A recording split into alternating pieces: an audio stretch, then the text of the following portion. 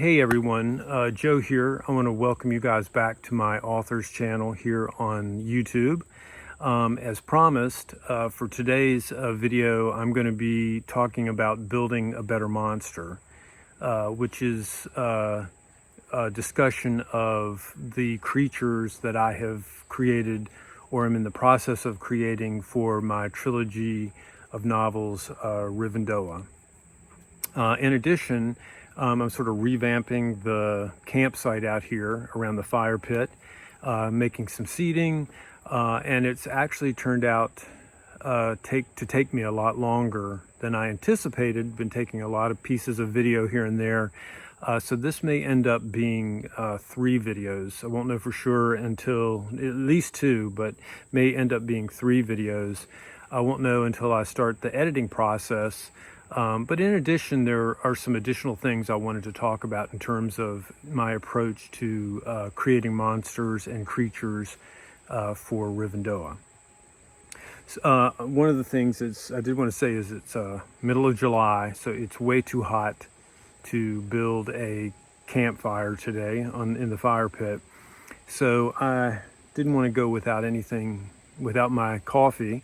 So I brought my ceramic coffee mug here, and I am going to pour some coffee in my kuksa, which just wouldn't be the same out here at the fire pit without drinking out of my Scandinavian kuksa.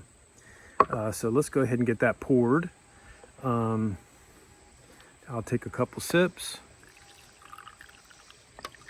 and while I am drinking a little coffee here, I'm going to go ahead and start my day 1 of the building all the pieces and parts that I needed for the outdoor seating here at the campsite. So I hope you guys join me today for some fun around the clearing and the campsite, around the fire pit, and for some discussion of the evil creatures in Rivendoah in this video, Building a Better Monster.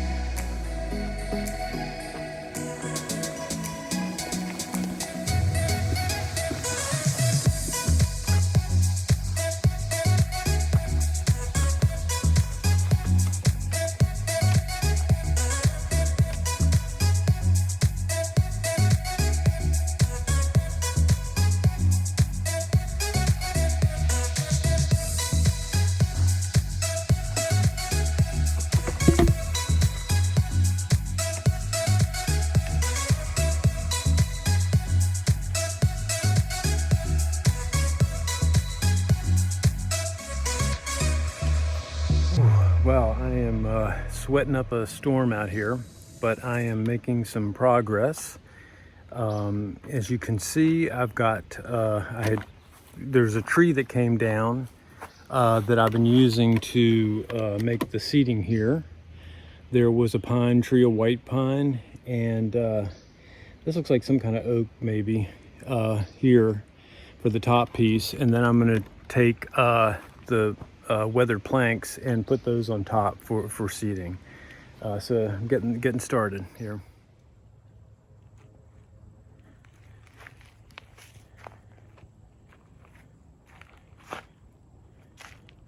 I brought the logs down to the clearing, had cut them to size, and have laid them out here. I also had some leftover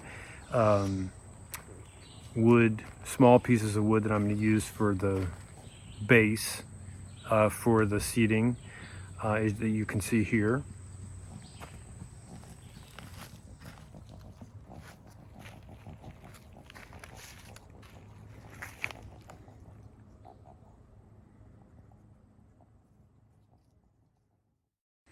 All right, well, I feel like I have made some progress out here on the seating.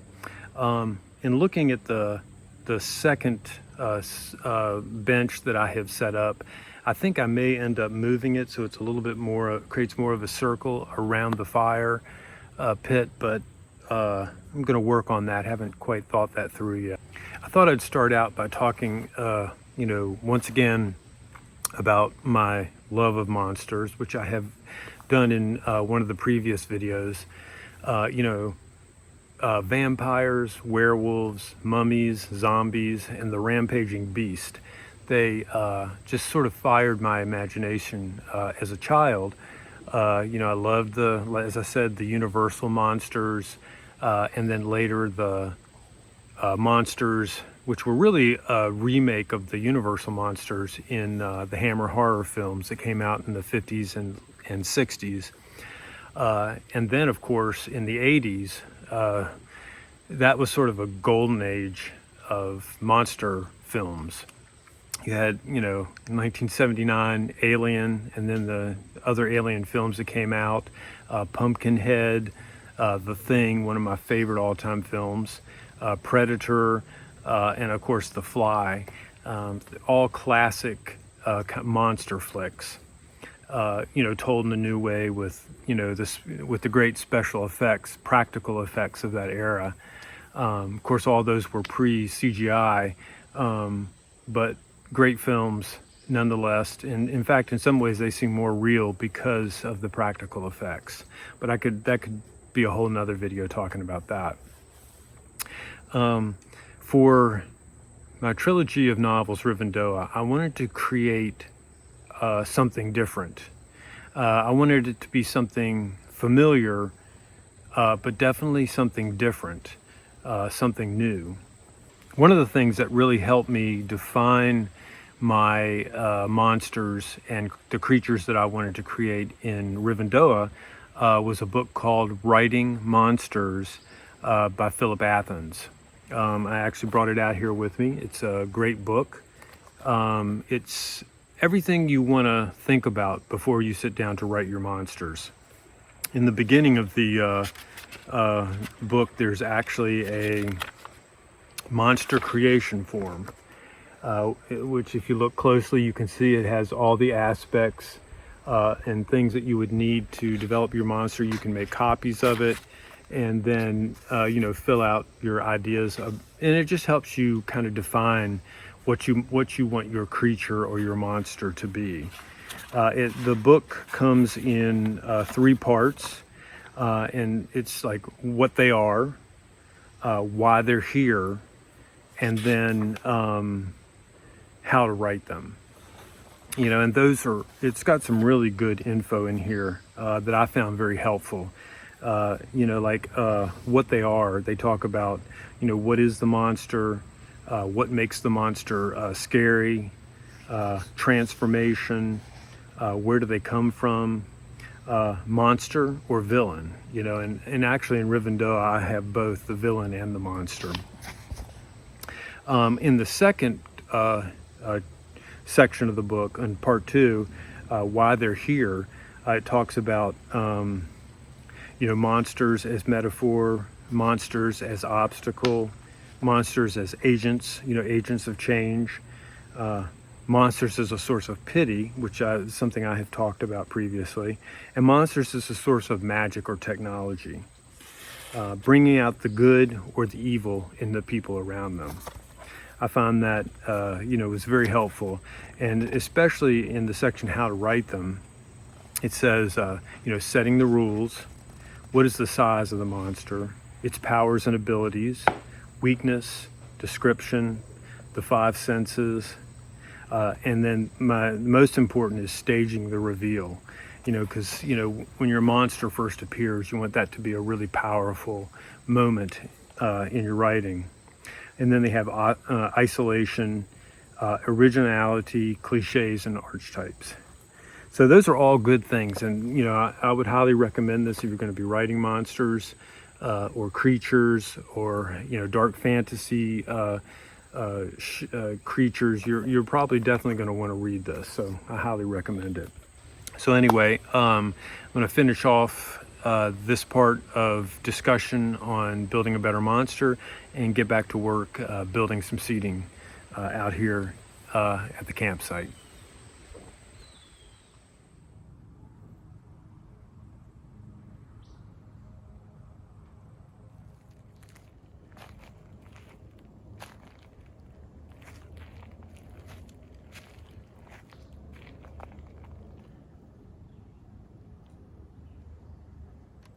One of the first things I'm planning to do is to dig out the base here on this seating. I'm going to ground, get them in about halfway or 3/4 of the way into the dirt, and that'll give it a good footing. And in addition, I'll be cutting in there. I'll cut a notch that I can that'll help steady the log so it won't roll. Right now it sort of rolls back and forth, but once I cut that notch in there, it'll keep it from moving. In addition, I want to cut along the top here. I'll probably carve that out with my hatchet and my axe. Just skim off the bark, make a flat surface so that I can place one of the logs on top. I guess that wraps things up for today. I hope you guys will look forward to the next video in this series, Building a Better Monster, which will be coming next week. I think it's going to be a 3-part series altogether. So we got 2 more to go, and I will see you in the next video.